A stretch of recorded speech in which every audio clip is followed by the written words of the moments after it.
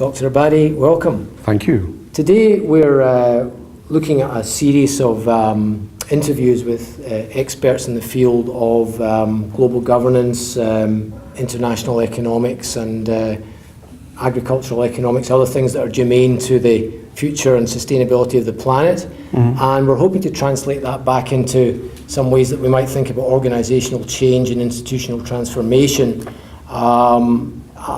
at a very practical level that businesses and governments and so on can engage with down the track.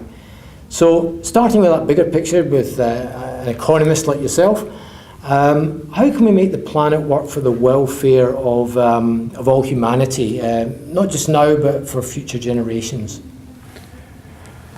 Well, to answer that question from a global perspective, you have to ask the first answer a more fundamental or essential question of nobility of mankind. Do we believe all mankind are noble and all mankind are one in terms of there not being a fundamental difference between colors, creeds, people of different religion or ethnicity? If we believe that the answer is affirmative in the sense that there is no difference between people and they're all noble, then they must all share the resources of this one limited planet in such a way that is equitable and is commensurate to their efforts, and they're in such a way that they all can share in the ecosystem services that are provided, ecosystems that provide us with our food and shelter and take away our waste and process our waste, and in such a way that is just and equitable for all peoples of the world, rather than just a limited few, or people who are able to, let's say, corner the market or corner these resources. So, whilst that's becoming, I guess, a more urgent imperative, globally, how do we get past traditional notions of GDP and the measurements which are defining things somewhat differently from that and prioritising things somewhat differently, the economic imperative, the growth imperative and so on?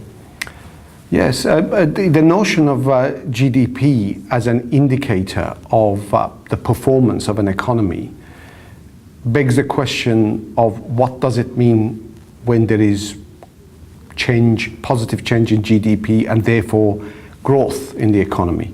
What is growth for? I think the notion of purpose of things is very important. What is the purpose of growth in an economy?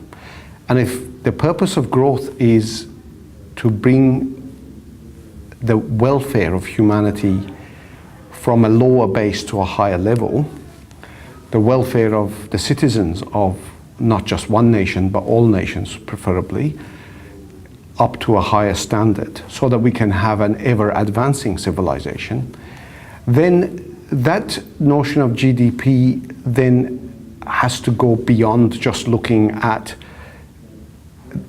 what is being traded, the stock and trade of an economy, and ask the question, is it causing prosperity in a holistic sense? Is it causing lower infant mortality? Is it increasing life expectancy of people?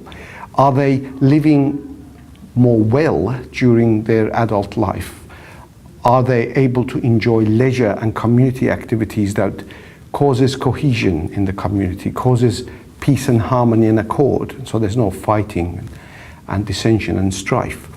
If that is what we mean by growth, then that's a good thing. But does GDP measure that? GDP is a convenient measure that economists use, but it's not everything. And so then it requires us to think, what does growth mean and what's its purpose?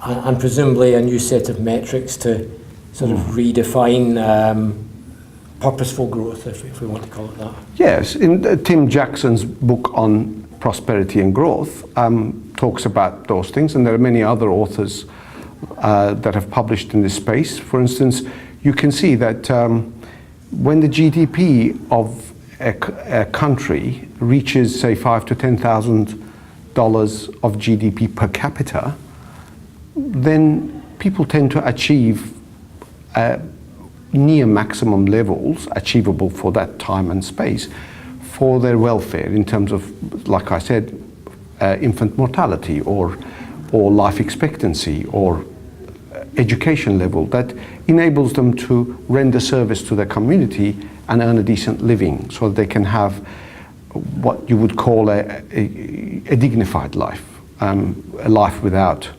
oppression and all of that.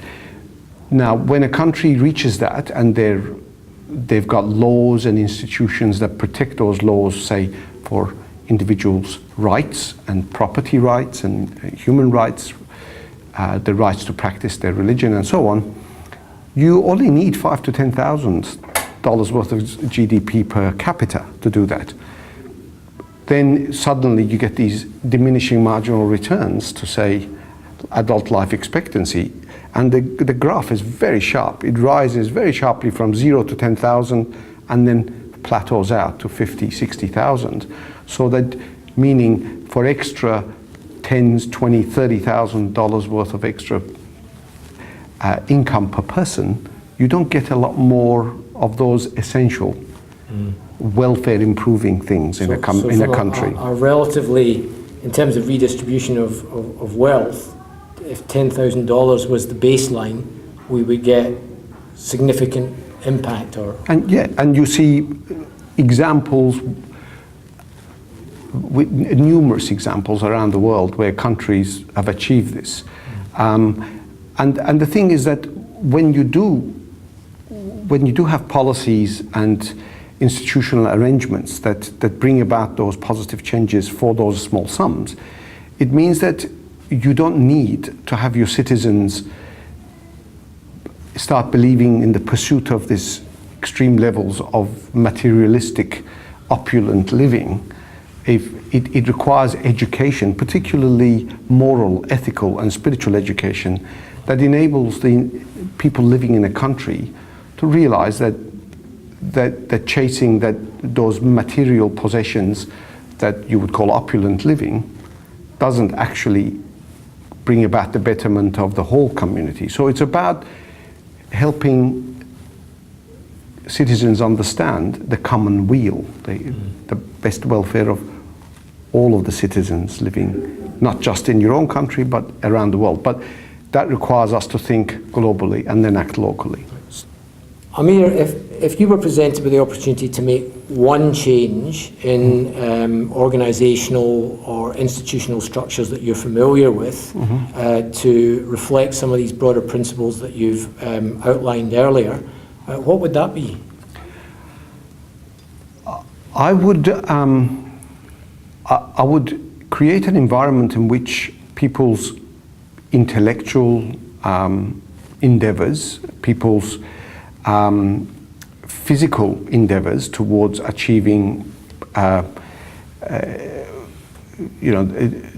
towards achieving financial reward for their welfare, also harmonizes with those commonly and universally held beliefs that are commonly called spiritual beliefs. I'm talking ethical and standards. I'm talking values that are deeply held, heartfelt beliefs that I ought to do things that are not just for my own welfare, but improve the welfare of others. And it's only when we start thinking unselfishly in work environments, in our social interactions, and think about the common weal again, that people start interacting in a collaborative way. People start sharing things. People don't want to corner everything for themselves and under selfish desire. But you can create systems in work environments which causes people to act selfishly, and I think that is toxic in work environments. And so wherever we work, it would be nice if arrangements were made for us to harmonize our intellectual and physical endeavors with our spiritual health beliefs. And most people in the main want to do good. So that's interesting, because at that organisational institutional level, not only do we, and at the higher level, not only do we have to change the metrics that define prosperity and growth in different terms, but also performance management systems and reward systems. That's right. And supporting cultures that enable a more purposeful set of collaborative and ethical values to emerge in the organisation. Absolutely. Yeah. Thank you very much. My pleasure.